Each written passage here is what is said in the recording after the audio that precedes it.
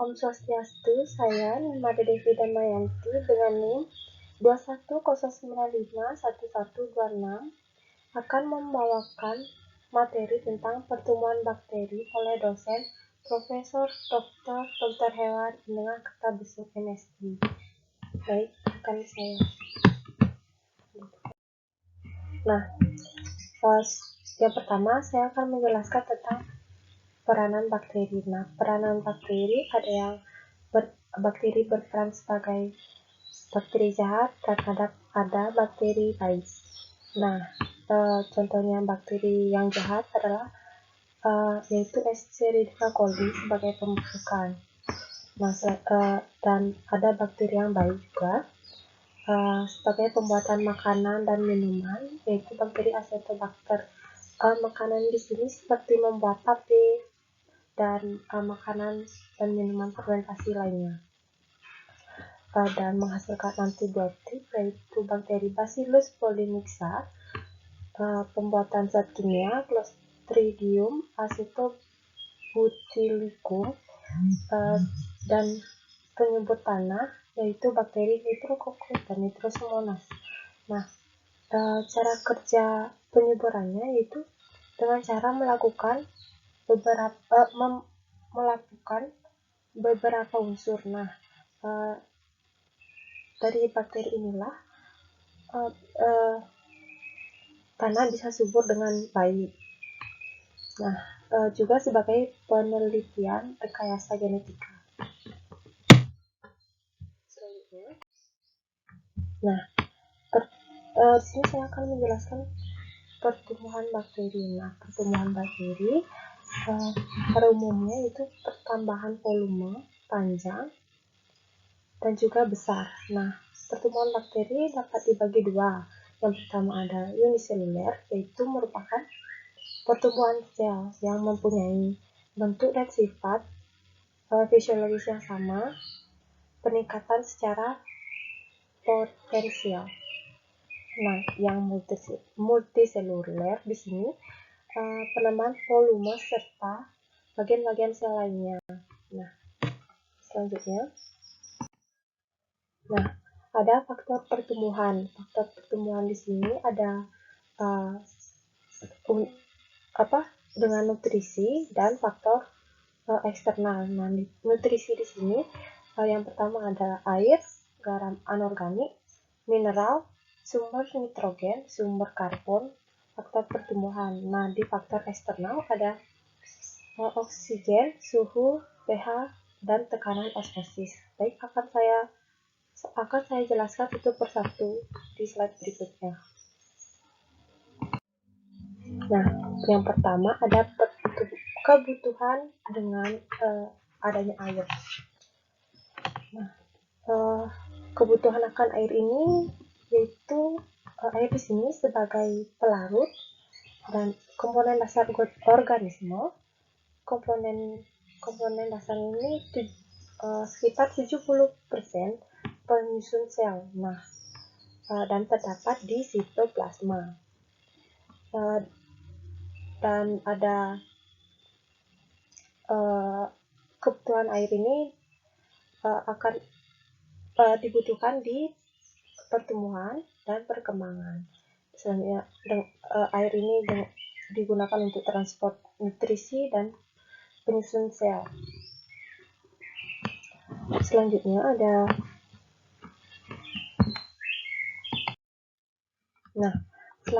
ada garam-garam anorganik.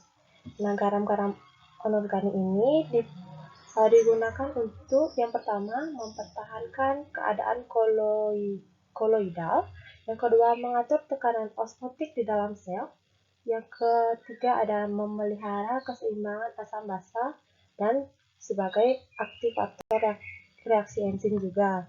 Nah, garam-garam organik ini berfungsi sebagai bagian dari enzim. Nah, selanjutnya ada mineral. Nah, mineral di sini yang pertama ada belerang. Belerang di sini sebagai substansi sel. Nah, dan juga ada ada fosfor. Nah, fosfor di sini sebagai komponen asam-asam nuklear. Yang ketiga ada magnesium, kalsium, dan lain-lain. Nah, di sini juga mineral juga sebagai aktivator enzim ya. Nah, selanjutnya ada sumber nitrogen. Sumber nitrogen yaitu 10% berat kering sel bakteri, pertumbuhan dan metabolisme. Nah, sumber nitrogen yang diambil oleh bakteri digunakan dalam bentuk NO3, NO2, NH3, N2. Nah, jadi di antara yang saya sebutkan itu sumber nitrogennya adalah NH3.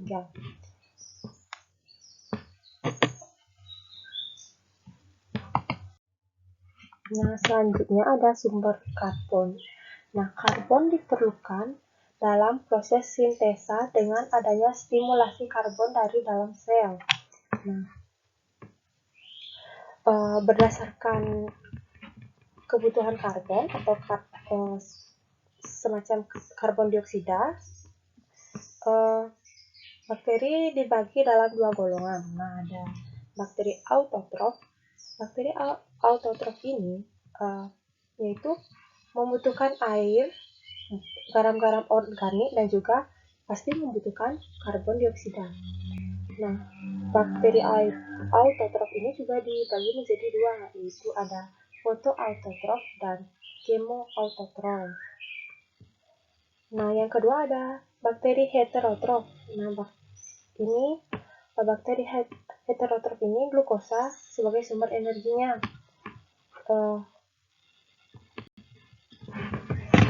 Oke. Selanjutnya,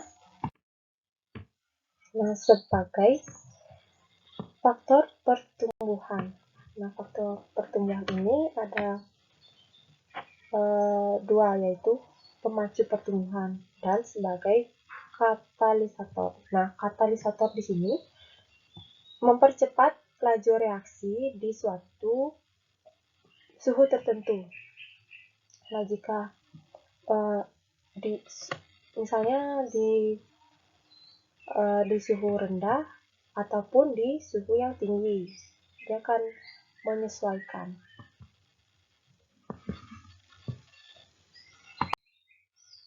Nah, selanjutnya ada faktor eksternal. Nah, faktor eksternal yang pertama ada oksigen. Nah, berdasarkan keperluan oksigen, bakteri dibagi menjadi 5 golongan. Nah, yang pertama ada bakteri anaerob obligat. Bakteri anaerob obligat ini hidup tanpa oksigen atau kadar oksigennya rendah. Nah, kalau misalnya di tempat tertutup tanpa adanya oksigen masuk, bakteri itu bisa hidup dengan baik. Nah, yang kedua ada bakteri anaerob aerotoleran. Nah, maksudnya di sini tidak hidup dan tidak mati dengan oksigen. Nah, jadi dia biasa-biasa saja. Yang ketiga ada ada bakteri anaerob fakultatif. Nah, fakultatif di sini dimaksud dapat hidup dengan oksigen dalam keadaan aerob maupun anaerob. Nah, walaupun tidak ada oksigen sama sekali, dia bisa hidup. Nah, dan adapun juga oksigen, dia juga bisa hidup. Nah, kalau bakteri aerob obligat ini harus dia menggunakan bakteri dalam pertumbuhan. Maksudnya oksigen dalam pertumbuhannya. Jika tidak ada oksigen, dia tidak bisa hidup. Nah, yang terakhir ada bakteri mikroaerofilik. Maksudnya di sini tumbuh baik pada oksigen rendah, namun jika tekanan oksigen tinggi dapat menghambat pertumbuhannya. Nah,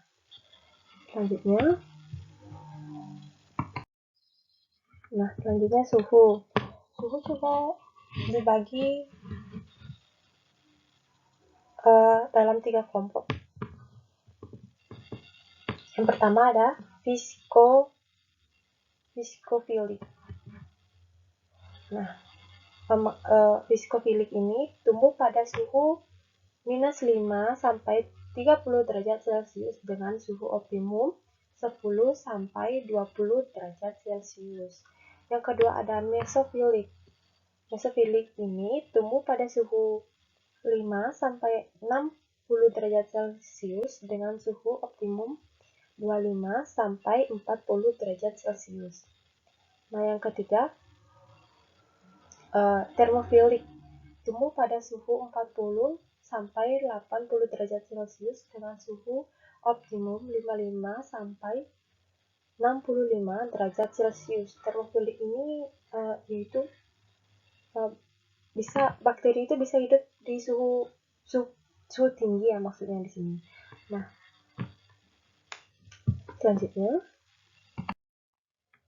selanjutnya ada pH atau derajat keasaman. Bakteri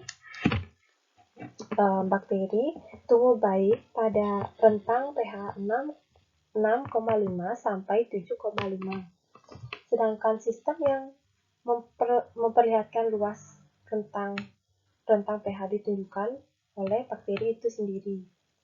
Nah, ada 3 golongan pH ya. Nah, 1 sampai 5 yaitu masuk dalam golongan asidofilik. pH di sini pH-nya asam. Yang kedua ada 6 sampai 7, dia termasuk golongan nitrofilik dalam pH netral.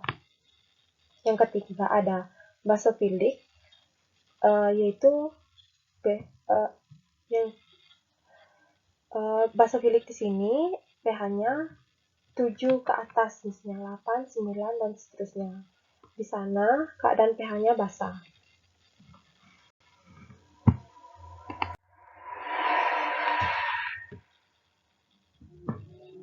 Nah, ada tekanan osmotik. Tekanan osmotik digolongkan dalam 2 jenis. Nah, yang pertama ada jika hipotonis, dia tekanan osmosis lingkungannya tinggi. Sel akan mengalami plasmotisis atau plasmolisis. Nah, yang kedua ada hipertonis, pecahnya plasma dari dinding sel dan terjadi kematian bakteri yang disebut dengan plasmolisa.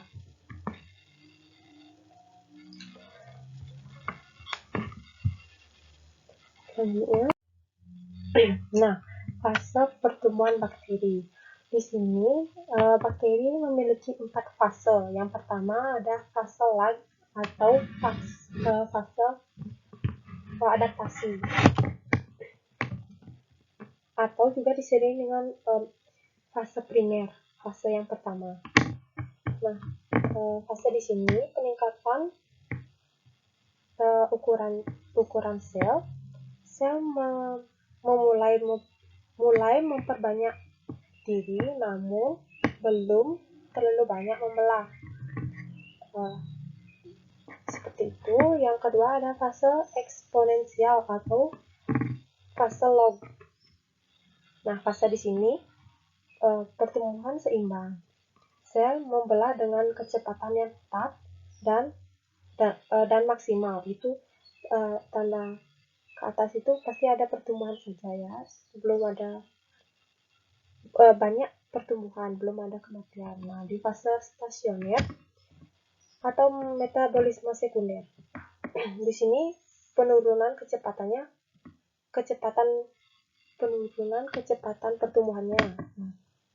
Namun pertumbuhan sel yang hidup masih banyak daripada sel yang mati. Nah, di sini seimbang. Modelnya di sini fase yang seimbang, ada yang tumbuh dan ada juga yang mati. mati. Nah, di fase kematian ini, fase yang terakhir, fase kematian ini, atau deklimfase, ya jumlah sel yang mati lebih banyak daripada sel yang hidup. Nah, nama saja fase kematian ya, pasti di sini banyak sekali bakteri yang mati daripada yang hidup.